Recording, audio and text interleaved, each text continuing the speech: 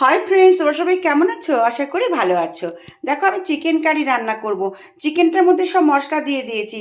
পেঁয়াজ, রসুন, টক দই, আদা বাটা, রসুন বাটা, হলুদ, তারপরে দিয়েছি লঙ্কার গুঁড়ো, গরম মশলার গুঁড়ো, টমেটো, আলু, স্বাদ মতো লবণ, হলুদ, সব কিছু দিয়ে মাংসটাকে আমি এখন ম্যারিনেট করে নেব। তারপর রান্নাটা শুরু করব। তোমাদের কি সবার রান্না হয়ে গেছে বন্ধুরা? চলো আমি রান্নাটা শুরু করে দিই। হাই ফ্রেন্ডস, দেখো রান্না করতে চলে এলাম। দেখো, আমি চিকেনটাকে ম্যারিনেট করে রেখেছিলাম। এবারে আমি চিকেনটাকে এই তেলের মধ্যে দিয়ে দেব।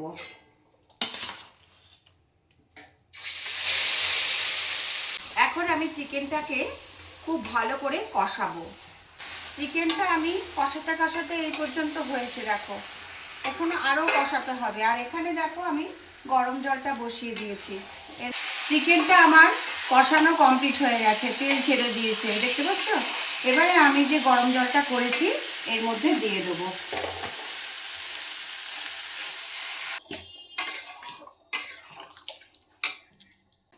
চিকেন কারি আমার অলমোস্ট ডান। এবার এর মধ্যে আমি একটু কসুরি মেথি দেব। একটু কসুরি মেথি দিয়ে দিলাম।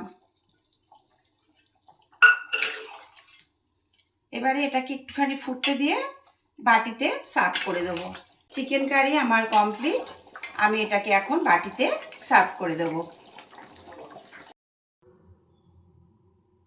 দেখো বন্ধুরা, চিকেন কারি রান্না করে আমি বাটিতে সার্ভ করে দিলাম।